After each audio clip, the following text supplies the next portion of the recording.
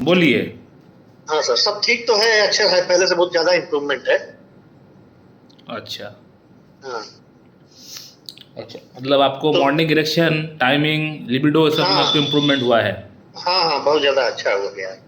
नमस्कार दोस्तों। अभी आपने जिस पेशेंट का आवाज़ सुना, इस पेशेंट को basically erectile dysfunction, low libido, timing की प्रॉब्लम, इरेक्शन ठीक से ना आना, इस तरह की जो प्रॉब्लम्स होती है पुरुषों की, यही प्रॉब्लम्स को लेकर ये पेशेंट आज से 2 महीना पहले मेरे पास कंसल्ट किए थे ऑनलाइन।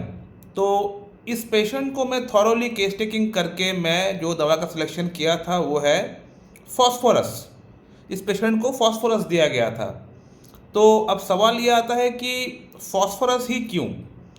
इतने सारे मेडिसिन है, agnus castor, selenium, caladium, damiana नुफुलूटिया, R41, डमियाग्राफोर्ड, ऑर्चिटिनम, जिनसिंग, इस तरह के मेडिसिन को छोड़कर मैंने क्यों पेशेंट को सिर्फ सिंगल मेडिसिन फॉस्फोरस दिया है?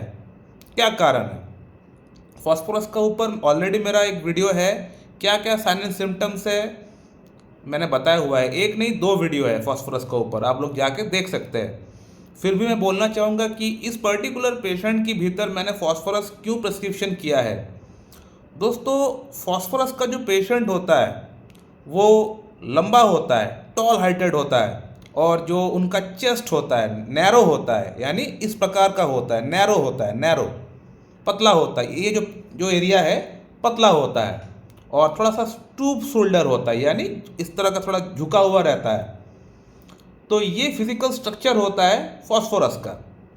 फॉस्फोरस का जो पेशेंट होता है, इन पेशेंट का अंदर इनको ठंड से परेशानी होता है, यानी ठंड की महीना इनको अच्छा नहीं लगता है, लेकिन इनको ठंड खाना पसंद भी है। ठंड से परेशानी भी होता है और इनको ठंडा खाना या फिर आइसक्रीम, कोल्ड ड्रिंक्स, ठंडा पानी इनको अच्छा लगता है। हर आधा आधा घंटा, 15-15, 20-20 मिनट में इनको ठंडा पानी पीने का शौक़ है। और नशा करने का भी शौक़ होता है। फॉस्फोरस का जो पेशेंट होता है ये थोड़ा नशा करते हैं, और सॉल्ट लेने का, टबैको लेने का, ये सब इस्तेमाल करने का इसका पेशेंट का अंदर इच्छा, क्रेविंग बहुत ज़्यादा होता है। इसके अलावा फॉस्फोरस एक सिफिलिटिक ग्रुप ऑफ ड्रग होते हुए भी इसका जो पेशेंट होता है ये चिली होता है, यानी ठंड से परेशानी बढ़ता है। फॉस्फोरस एंड हिपरसल्फ, बाकी जितने भी मेडिसिन है सिफिलिटिक ग्रुप ऑफ मेडिसिन, इनका पेशेंट हॉट होता है। तो फॉस्फोरस का जो पेशेंट होता है, हिपरसल्फ का जो पेशेंट होता है, इनको ठंड से परेशानी होता है। तो इनका पेशेंट चिली होता है। ये और एक सिम्टम है।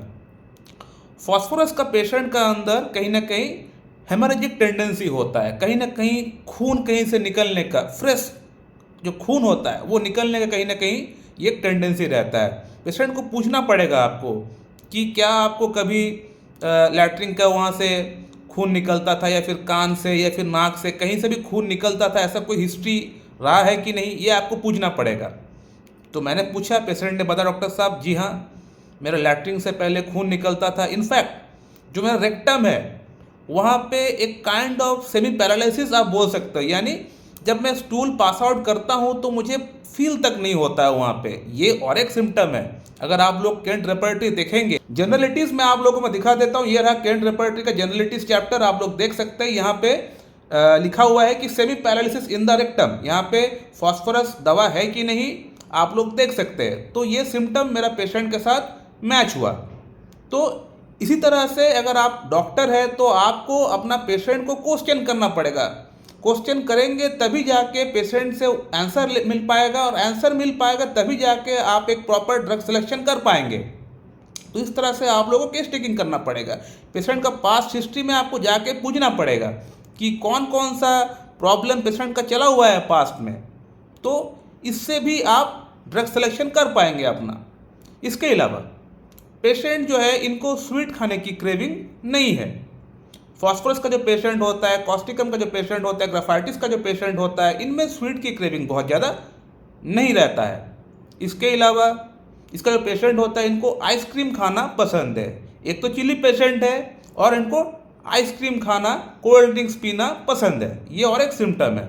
इसके अलावा नॉइज़ से इनको परेशानी होता है, शोर शराबा से इनको प्रॉब्लम होता है। बहुत ज़्यादा शोर शराबा वाले एरिया में जाने से इनको दिक्कत होता है, परेशानी होता है, अच्छा नहीं लगता है।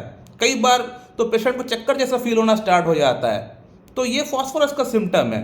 लाउड नॉइज से अगर थंडरस्टॉर्म अगर होता है बाहर, तो वो नॉइज सुनने से कई बार इनको मन में डर बैठ जाता है, डर लगता है और हार्ट बीट कहीं ना कहीं फास्ट हो जाता है कई बार।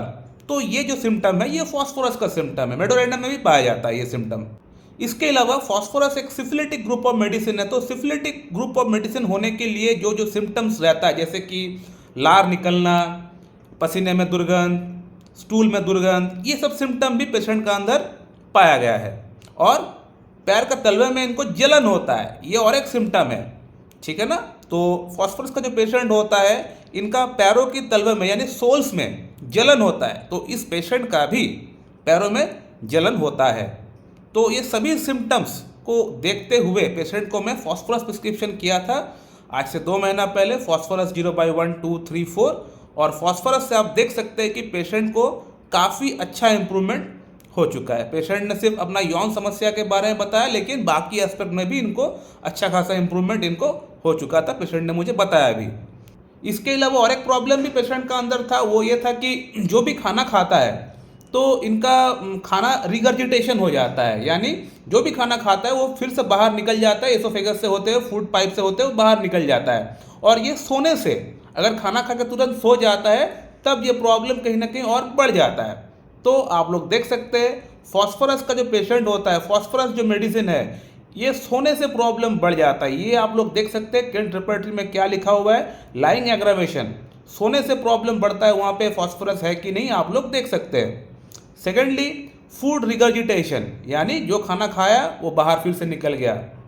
तो ये जो प्रॉब्लम है यहाँ पे भी फॉस्फोरस दिया हुआ है कि नहीं आप लोग देख सकते हैं।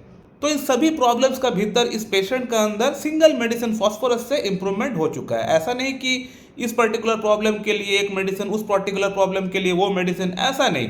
हम लोग सिंगल मेडिसिन प्रिस्क्रिप्शन करते हैं, हैनमन का दिखा हुआ रास्ते पे चलते हैं और एक समय में एक पेशेंट को एक ही दवा देते हैं और उस एक ही दवा से पेशेंट का सभी प्रॉब्लम्स ठीक भी होता है।